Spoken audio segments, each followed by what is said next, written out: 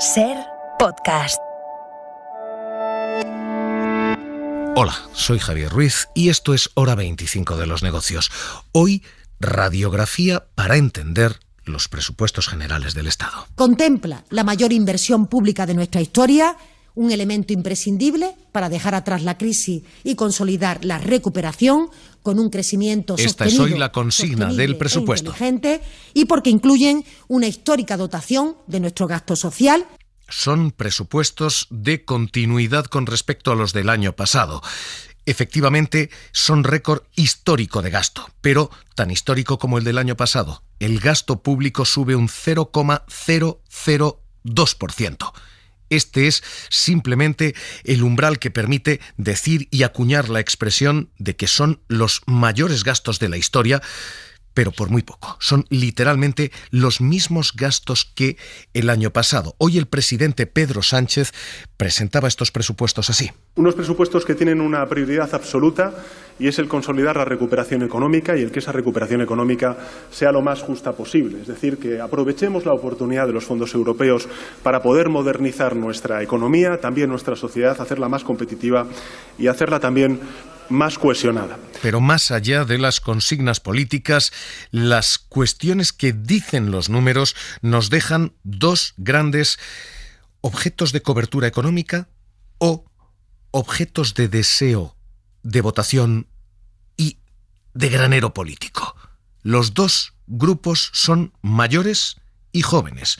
Entre los mayores hay 10,5 millones de votos. Y hay un gasto importantísimo en pensiones. De hecho, las pensiones se revalorizan con el IPC, se termina la fórmula del Partido Popular que dictaba una revalorización del 0,25% y con ello vienen casi 8.000 millones más de gasto en pensiones. El Gobierno también va a presentar una mayor atención al colectivo que está en una situación de mayor precariedad dentro de este grupo, es decir, personas con pensiones mínimas y pensiones no contributivas, que crecerán un 3%. Juzguen ustedes si es atención a los mayores o atención al voto de los mayores. ¿Cómo? Juzguen ustedes si es atención a los jóvenes o al voto joven este anuncio. 12.000 millones de euros para políticas jóvenes. Como saben, por primera vez el presupuesto del Estado supera una cifra de 12.000 millones de euros en políticas transversales que van dirigidas a los jóvenes. Desde aquí y en adelante, ¿cómo se leen los presupuestos? Vamos a hacerlo como el presupuesto de un domicilio, de una casa, qué entra, qué ingresos y qué sale, qué gastos tiene el Estado. Empezando con unos gastos que Jordi Fábrega, ¿qué tal? Muy buenas noches. Hola, buenas noches. Se van fundamentalmente a esos dos capítulos, pensiones, juventud también, pero pensiones sobre todo, y qué movimientos. Pues básicamente, como dices, pensiones, que es la mayor partida, 171.165 millones de euros se contemplan para pagar esas pensiones en los presupuestos del año que viene. Se engordará esa partida un 4,8% en 2022 porque se vuelven a vincular las pensiones, casi 10 millones de pensiones, al IPC, y porque las no contributivas y las mínimas subirán un 3%. Otra de las grandes partidas, casi 20.000 millones de euros, es la del salario de los funcionarios, a los que se subirá el sueldo un 2% y crece un 46%, incluyendo ahí el dinero que llegue de Europa, la partida de vivienda, que incluye la famosa ayuda para el alquiler de los jóvenes. El otro cheque anunciado, el cultural, también para los jóvenes, hace que el Ministerio de Cultura vea aumentado su presupuesto un 40%. En conjunto, en estos presupuestos se plantea una inversión récord que superará los 40.000 millones de euros. Y hay dos grandes partidas que siguen siendo muy grandes, pero que en 2022 bajarán. La de desempleo, que bajará un 10% hasta los 22.500 millones de euros, porque hay menos paro, y la de los intereses de la deuda, que baja casi un 5%, aunque sigue siendo de 30.000 millones de euros. 171.000 millones para pensiones. Ese es el capítulo mollar de estos presupuestos, ese es el capítulo central de gastos, y ese es el primero de los grandes objetivos. 10,5 millones de pensionistas / votantes. Segundo capítulo, jóvenes. Y atención a la partida que hoy anuncia el Gobierno. 12.500 millones de euros en gasto para jóvenes, decía la ministra de Hacienda. Que el presupuesto supone la mayor apuesta que nunca hemos realizado por nuestros jóvenes. En concreto, incorporamos 12.550 millones para mejorar oportunidades del presente y del futuro de las nuevas generaciones. Es el doble esta partida que las que se contemplaban en el ejercicio anterior. Y aquí hay lecturas importantes y cuestiones que ahora mismo están siendo importantemente cuestionadas. Cuestiones importantes. La partida de becas se dispara. Y la partida de becas va a tocar la más alta de prácticamente la historia, 2.200 millones de euros para becas. Es más, el Ejecutivo anuncia una beca especial, una beca para quienes quieren opositar a Fiscalía, Judicatura, una beca especial para evitar que la Judicatura y la Justicia caiga en manos de hijos de familias más menos privilegiadas, de hijos de familias más menos adineradas y, por tanto, con un sesgo ideológico diferente. El Ejecutivo anuncia 2.200 millones para becas y anuncia un bono joven para la vivienda de esos jóvenes. Consignamos una ayuda directa de 250 euros para facilitar el acceso de los jóvenes a la vivienda y la emancipación de este colectivo que tiene serias dificultades para poder hacerlo. Además de un bono cultural, ponemos en marcha un bono joven cultural de 400 euros que contará con una partida de 210 millones de euros. Una ayuda directa para la gente joven, para promover los valores culturales que consolidan nuestra democracia. Así que ahora mismo esta es la clave del gasto, en qué vamos a emplear el dinero y esas las grandes partidas. Las dos fundamentales, pensiones, 171.000 millones, desempleo, 22.000 millones. En la cuestión del desempleo, importante lo que vamos a gastar de menos. Teóricamente, el paro se recupera, teóricamente, 25.000 millones gastamos el año pasado, solo 22.000 este. Esa es la parte de gastos. Vista. ¿Cómo nos va a llegar el dinero? ¿Cómo vamos a ingresar? Hoy la ministra de Hacienda explicaba que todos los impuestos van a recaudar más, no necesariamente subir, sino recaudar más porque todo va a crecer más, decía Montero. La mejora de la economía va a permitir un incremento de todas las figuras fiscales de forma general, en concreto IRPF, IVA y también impuestos sobre sociedades. Pero lo cierto es que con este panorama y con esta situación, lo que se anunció, que las grandes empresas y sobre todo las grandes multinacionales, quienes pagaban muy por debajo, según los cálculos de Hacienda, que cualquier otro ciudadano, esas compañías van a seguir pagando muy por debajo de cualquier otro ciudadano. Hoy el Ejecutivo ha publicado sus cálculos. Esas multinacionales, con volúmenes de negocio de 400 millones de euros o más, van a pagar 2 millones de euros más al año. Esa es toda su subida fiscal. Solo el pequeño ajuste que nosotros hacemos aporta en torno a unos 400 millones de euros, porque afecta a en torno a 1.070 empresas, es decir, una parte muy pequeña de nuestro tejido productivo. Así que la recaudación sigue cayendo fundamentalmente sobre hombros de la clase media. De hecho, las empresas siguen pagando con esta teórica subida de impuestos, 400 millones más, siguen pagando casi la mitad de lo que pagaban en el año 2008. Casi un tercio de lo que pagaban en el año 2006. Entonces llegaron a contribuir un 25% del total de los ingresos. A día de hoy están en el 9,4%. Esto no reequilibra los ingresos.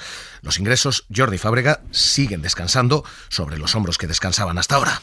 Sí, porque el Gobierno fía el aumento de la recaudación, que calcula que será del 8,1%, a la recuperación de la economía, que prevé que sea más intensa el año que viene. Los únicos cambios que incorpora en materia tributaria son ese suelo en el impuesto de sociedades, que es un pequeño ajuste, dice el Gobierno, que para mantener en 2022 el grueso de la reforma fiscal integral que se ha comprometido a llevar a cabo el Ejecutivo. Ejecutivo. El cambio que ahora se introduce en los presupuestos y que entrará en vigor el próximo año recaudará 400 millones de euros y afectará a 1.070 empresas, calcula la ministra. Pero ojo, aquí se recaudará más, pero hoy también el Gobierno ha reconocido que los impuestos que han entrado en vigor este año, el impuesto digital y el impuesto de transacciones financieras, que también recaen básicamente sobre las grandes multinacionales, recaudarán mucho menos de lo previsto. No ha dicho cuánto, tendremos que esperar la semana que viene, pero reconoce que por ahí entrará mucho menos dinero. Así que ahora mismo este es el paisaje de cómo van a entrar los ingresos en las cuentas públicas, a la espera de lo que el Gobierno sigue diciendo. Esta no es la reforma fiscal buena, la reforma fiscal buena vendrá. Se mantiene intacto el compromiso de aprobar una reforma tributaria global para adaptar nuestro sistema fiscal a las nuevas realidades del siglo XXI. Así que esto es lo que tenemos sobre la mesa: gastos e ingresos, y análisis a partir de aquí. Santiago Lago, catedrático del Departamento de Economía Aplicada de la Universidad de Vigo. ¿Qué tal? Muy buenas noches. Hola, buenas noches. ¿Cómo hace balance? ¿Cómo hace lectura? Bueno, pues si tuviera que sintetizar mucho, diría que no son unos presupuestos expansivos, ¿no? Como ya se ha escuchado por ahí, realmente el gasto aumenta relativamente poco y fundamentalmente lo que aumenta son las pensiones. Es decir, en esencia tenemos un incremento en las pensiones en torno a los 8.000 millones, que se financia parcialmente pues con esa caída en las prestaciones por desempleo, que son 2.500 millones, la caída en los intereses de la deuda, 1.500 millones, y poco más. Es decir, realmente luego tenemos un incremento en vivienda, un incremento en cultura, un incremento en I+D, pero aunque los porcentajes son muy elevados, las cifras absolutas son pequeñas. Por lo tanto, es verdad que hay unas apuestas por juventud, pero realmente no son unos presupuestos que cambien mucho las cosas respecto a los del año anterior. Los dos grandes, motores, al menos dialécticos, son: este gobierno cuida de los mayores, este gobierno cuida de los jóvenes. ¿Las cifras dicen que eso es realidad o eslogan? Bueno, la subida de las pensiones es muy importante, es prácticamente un 5% respecto al año anterior, porque hay, en fin, las nuevas pensiones más elevadas, la subida particularmente intensa en las prestaciones más bajas. Por tanto, es una realidad. El incremento de las pensiones es muy notable y en fin, difícilmente sostenible en el largo plazo. Y en cuanto a la juventud, es verdad, las cifras relativas son enormes porque se está invirtiendo poco en juventud. También es verdad que la mayor parte de ese esfuerzo adicional se financia con los fondos europeos, con esa ayuda europea. Cuando uno va al detalle de los presupuestos se da cuenta de que efectivamente es dinero europeo el que financia la mayor parte de ese incremento. Y la duda es, en el caso de la juventud, si las medidas concretas, las medidas en las que se concrete ese mayor esfuerzo, pues son las mejores, ¿no? Si los jóvenes tienen más capacidad de pago, pues al final aumentan los precios, ¿no? Porque la oferta es la misma. Sí. Yo creo que en general las políticas de vivienda tienen que incidir mucho más en la oferta, en los parques públicos de vivienda. Es verdad que estas son medidas en las que tardas más tiempo, pero inevitablemente deberían ir por ahí. Y en la cultura, pues un poco de lo mismo, ¿no? No lo sé. Supongo que habrá evaluaciones de las políticas públicas, de los programas concretos que se han articulado con esta financiación adicional, pero bueno, siempre hay dudas, ¿no? Los economistas siempre pensamos en qué puede acabar ocurriendo al final, ¿no? No solo la buena intención, sino el efecto final. Todo esto que vemos es la parte de gasto y cómo vamos a gastar y emplear en políticas públicas. En la parte de ingresos hay un discurso, hoy era este: con el presupuesto gana el conjunto de la sociedad. Ganan los jóvenes, que contarán con partidas y políticas específicas para ello. Ganan los funcionarios, que verán incrementadas sus retribuciones un 2%. Ganan los pensionistas, que van a comprobar cómo su pensión aumenta. Pero no se hablaba de la recaudación, se decía. La ciudadanía, especialmente la clase media, la clase trabajadora, porque contará con mejores servicios públicos. Esa clase trabajadora es la que va a seguir pagando impuestos. Se dijo, las grandes multinacionales van a pagar más, se va a fijar un techo y se va a fijar un suelo. Se ha fijado y son 400 millones. Es literalmente la nada. ¿Las grandes multinacionales siguen librándose de la fiscalidad en España? Yo creo que en el terreno fiscal los cambios que se producen en estos presupuestos son muy menores. Quizás la reducción en las aportaciones a planes de pensiones de los individuos de 2.000 a 1.500 euros anuales. Este ajuste en el impuesto de sociedades que va a tener un impacto menor, estamos hablando aproximadamente el 0,04% del PIB español. Es una cantidad muy menor desde el punto de vista macroeconómica, pues casi despreciable, ¿no? Por tanto, la realidad es que el fuerte incremento que hay en la recaudación, que es muy importante, ronda el 10%, se debe fundamentalmente a un crecimiento económico muy intenso. La reactivación de la economía en el 22 se espera que sea también muy fuerte, y esto va a hacer que los ingresos aumenten mucho y que el déficit también caiga de manera sustancial, pero será el efecto automático, ¿no? El efecto automático del ciclo. La mejora hace pues que mejore la recaudación. Pues catedrático del Departamento de Economía Aplicada de la Universidad de Vigo, Santiago Lago, gracias por ayudarnos hoy a despejar el trigo de la paja. Un abrazo y muy buenas noches. Gracias a vosotros. Hoy esto es lo que tenemos y hemos visto los capítulos centrales. Gastos, ingresos, cómo queda todo el paisaje. Queda una letra pequeña muy importante que vamos a repasar muy rápido, pero que tiene mucho impacto en la ciudadanía. Letra pequeña, sí. Usted tiene plan de pensiones. Jordi, la aportación máxima, la desgravación máxima baja a los 1.500 euros. Sí, se vuelve a reducir la cuantía que se puede desgravar, pasa de los 2.000 euros vigentes ahora a los 1.500 euros del año que viene. Estamos hablando de los planes de pensiones individuales. En cambio, aumenta hasta los 8.500 euros la parte desgravable de los planes de pensiones de empresa que el gobierno quiere potenciar. Autónomos, se prorroga la tributación por módulos. Esto de pagarán por ingresos reales será, pero todavía no. Exacto, de momento el 500.000 de autónomos que utiliza el sistema de módulos podrá seguir utilizándolo, de manera que los trabajadores que están bajo este régimen podrán seguir tributando en base a una estimación hecha de antemano, sin saber cuántos serán sus ingresos reales al cabo del año. Y si ustedes cobran algún tipo de subsidio, están pendientes de algún tipo de ayudas, sepan que el umbral que lo marca, el IPREM, el índice de precios de efectos múltiples, ese IPREM sube un 2,5%. Así que, literalmente, todas esas ayudas sube el listón que permiten acogerse a ellas un 2,5%. Hay además otra novedad, Jordi, beca para opositores, beca para quien esté estudiando de cara a la justicia.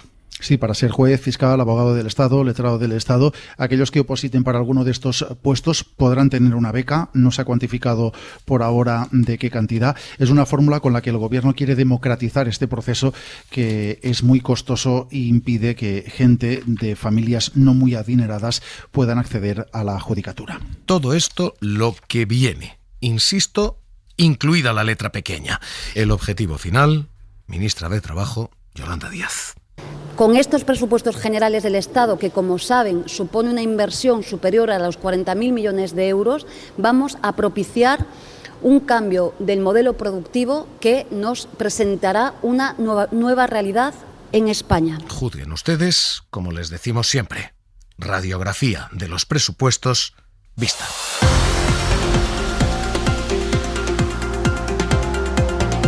Suscríbete a Hora 25 de los negocios. Todos los episodios y contenidos adicionales en la app de Cadena SER y en nuestros canales de Apple Podcast, Spotify, iVoox, Google Podcast y YouTube.